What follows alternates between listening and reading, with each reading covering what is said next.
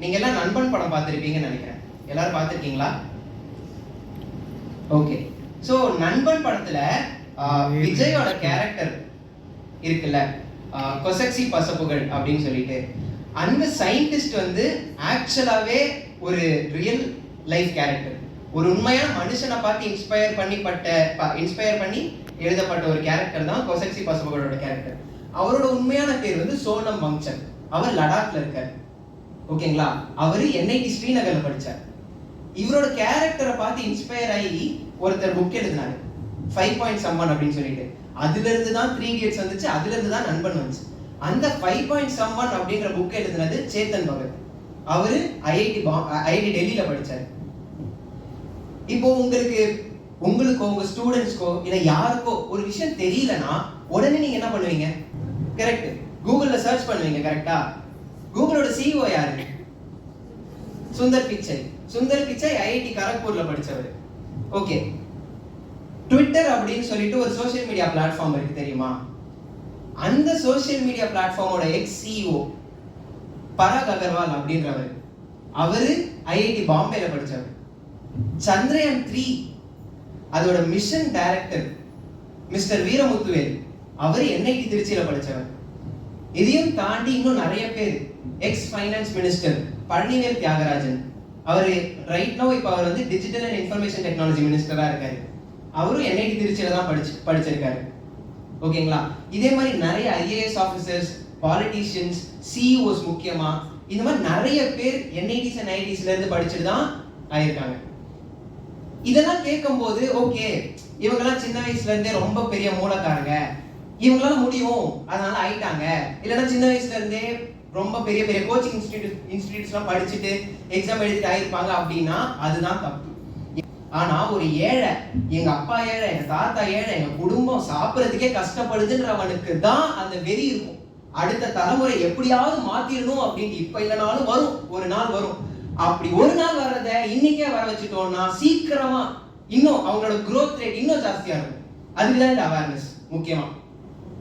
இதுக்கு எக்ஸாம்பிளா நான் வந்து என்ஐடி அதாவது இக்னைட்டோட ஸ்டூடெண்ட்ஸோட ஸ்டோரிஸ் சிலது சொல்லணும்னு நினைக்கிறேன். முதல்ல லால்குடிய சார்ந்த 2 பேர், சேதுபதி புகழரசி. இவங்க 2 பேரும் என்னோட சீனியர்ஸ். அவங்க வந்து இக்னைட்ல கோச்சிங் எடுத்துக்கிட்டாங்க. 2 இயர்ஸ்க்கு கோச்சிங் எடுத்துக்கிட்டாங்க. வீக்கெண்ட் எல்லாமே என்ஐடி திருச்சிக்கே வந்து படிப்பாங்க. ஸோ அவங்க 2 பேருமே எக்ஸாம் எழுதி 2019 எக்ஸாம் எழுதி 2 பேருமே என்ஐடி திருச்சிக்குள்ள வந்துட்டாங்க. ஒருத்தர் ட்ரிபிள்இலையும் இன்னொருத்தங்க மெட்டலர்ஜிலையும். இப்போ 2 பேருமே பிளேஸ் ஆகிட்டு போயிட்டாங்க. சேதுபதி அப்படின்றவர் வந்து ஜேஎஸ்டபிள்யூ சிமெண்ட்ஸ்ல பிளேஸ் ஆகிட்டு இன்ஜினியரா போயிட்டாரு. புகழரசின்றவங்க வந்து மாடல் ஸ்கூல்ல பிளேஸ் ஆகிட்டு டீச்சர் ஆயிட்டாங்க. மாடல் ஸ்கூல் டீச்சரா இருக்காங்க இப்போ. அதுக்கப்புறம் சேவல்பட்டியில இருந்து அருண்குமார் அப்படின்றவர் 2021ல ஜேஇ மெயின்ஸ் ஜே அட்வான்ஸ் எழுதினாரு. அவர் இக்னைட் சேர்ந்தாரு. ஸ்டார்டிங்ல வந்து அவ்வளோ அவேர்னஸ் இல்லை அவருக்கு. முதல்ல N99 I99 ஜேஇ எல்லாத்தையும் சொல்லி முடிச்சுட்டு படிச்சுக்கிட்டே இருந்தாரு. லாக்டவுன் வந்துருச்சு. அப்ப லாக்டவுன் ஞாபகம் இருக்குங்களா?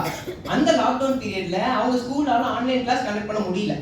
ஆனா நாங்க என்ன பண்ணோம்னா, இனிஷியலா எங்களால மொபைல் போன் அஃபோர்ட் பண்ண முடியல.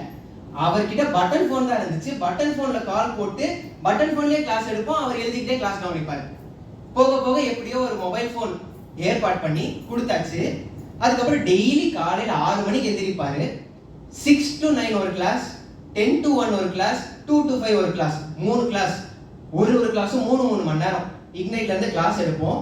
கிளாஸ் எடுத்து முடிச்சதுக்கு அப்புறம் ஈவினிங் அவரே படிப்பாரு. ஓகேங்களா? இப்படியே படிச்சுக்கிட்டே போயிட்டு இருந்தாரு. ஜேஇ மெயின்ஸ் வந்துச்சு. எல்லா தடவையும் ஜேஇ மெயின்ஸ் 2 தடவை நடக்கும். ஆனா அப்போ கோவிட்ன்றதுனால 4 தடவை நடந்துச்சு. அதுல ஃபர்ஸ்ட் எக்ஸாம்ல 88% என்னவோ வாங்கினார். ஆனா அந்த பர்சன்டேஜ் என்ஐடிஸ்க்கு பத்தாது. திருப்பியும் படிச்சு அடுத்த மாசம் வந்த 2வது செஷன்ல மறுபடியும் ஏதோ கம்மியா தான் வாங்கினார். 3வது செஷன்ல 98% வாங்கினாரு. என்ஐடி திருச்சியில ட்ரிபிள் கன்ஃபார்ம் ஆயிடுச்சு. ஆனா பையன் விடல, இல்ல போதும் அப்படின்லாம் விடல. ஜேஇ அட்வான்ஸ்ல இன்னொரு எக்ஸாம் இருக்கு. இது மெயின்ஸ் குவாலிஃபை ஆனாதான் அந்த எக்ஸாம் எழுத முடியும். அந்த எக்ஸாம் வந்து இந்தியாவிலேயே டஃபஸ்ட் இன்ஜினியரிங் எக்ஸாம். வெளிநாட்டுல இருக்க பெரிய பெரிய ப்ரொஃபசர்ஸே அந்த கொஸ்டின்ஸ்லாம் சால்வ் பண்றதுக்கு ரொம்ப கஷ்டப்படுவாங்க. அவ்வளோ டஃப்பான எக்ஸாமுக்கு உட்காந்து படிச்சு இந்தியாலே நம்பர் 1 இன்ஜினியரிங் காலேஜ்ல இப்ப படிச்சுட்டு இருக்காரு அருண்குமார் அப்படின்றவர். இப்போ இந்த வருஷம் முகில்ராஜ் அப்படின்றவர் வந்து என்ஐடி சில்சர்ல எலக்ட்ரானிக்ஸ் அண்ட் இன்ஸ்ட்ருமெண்டேஷன் இன்ஜினியரிங் படிச்சுட்டு இருக்காரு. 300 மார்க் தான் எக்ஸாம். 300 மார்க்குக்கு போர்டு எக்ஸாம் மாதிரி 295, 299, 290 அவ்வளோலாம் வாங்கணும்னு அவசியமே இல்லை. ஒரு ஓபிசி ஸ்டூடெண்ட் தமிழ்நாட்டில் இருக்கான் அப்படின்னா 150க்கு மேல வாங்கினா போதும் என்ஐடி திருச்சியில நல்ல சீட் கிடைக்கும். ஓகேங்களா? கேட்டகரி வைஸ் மாறிக்கிட்டே இருக்கும். ஸோ இது என்னன்னா, இந்த அவேர்னஸ் வந்து அவங்களுக்கு 10th முடிச்சோடனேவோ இல்லைன்னா 9th முடிச்சோடனேவோ கொடுக்க ஆரம்பிச்சிட்டோம்னா, அவங்க இதுக்காக உட்காந்துட்டாங்க, ஹார்ட் ஒர்க் பண்ண ஆரம்பிச்சுட்டாங்கன்னா அவங்களை தடுக்க முடியாது. கண்டிப்பா உள்ள வந்துடலாம். உள்ள வந்ததுக்கு அப்புறம் மற்ற காலேஜ் மாதிரி இல்லை. எங்க காலேஜ்ல இப்போ நாங்களே இக்னைட் அப்படின்ற கிளப்பை எந்த ப்ரொஃபஸரும் டிக்டேட் பண்ண மாட்டாங்க. நீங்க இது பண்ணணும், அது பண்ணணும், இப்படி பண்ணுங்க, அப்படி பண்ணுங்கன்னு எதுவுமே கிடையாது. நாங்களே எல்லாத்தையும் பிளான் பண்ணிட்டு நாங்களே எல்லாத்தையும் எக்ஸிக்யூட் பண்ணுவோம். இந்த ஒரு நம்பிக்கை அவங்களுக்கு ஏன் வருதுன்னா, நாங்க இவ்வளோ ஹார்டான ஒரு எக்ஸாமை கிராக் பண்ணிட்டு வந்திருக்கோம், நாங்க பொறுப்பான பசங்கன்ற நம்பிக்கை அவங்களுக்கு இருக்கும். இந்த நம்பிக்கை இருக்கிற ஒரு காலேஜ் தான் நம்பிக்கையோட இது எல்லா ரெஸ்பான்சிபிலிட்டியும் ஃப்ரீயா கொடுப்பாங்க, நீங்க பண்ணுங்க அப்படின்னு. எல்லா ஃபீல்ட்லயுமே எக்ஸல் ஆகிறாங்க. அது ஏன் அப்படின்னு பாத்தீங்கன்னா, உள்ள நிறைய கிளப்ஸ் இருக்கு, எல்லாத்துக்குமே கிளப் இருக்கு. இப்போ நான் வந்து டெக்னிக்கல் சைட்ல போகணும்னு நினைச்சேன்னா டெக்னிக்கல் கிளப்ஸ் இருக்கு, ஸ்பைடர், ஆர்எம்ஐ, டெல்டா, 3D அப்படின்னு சொல்லிட்டு.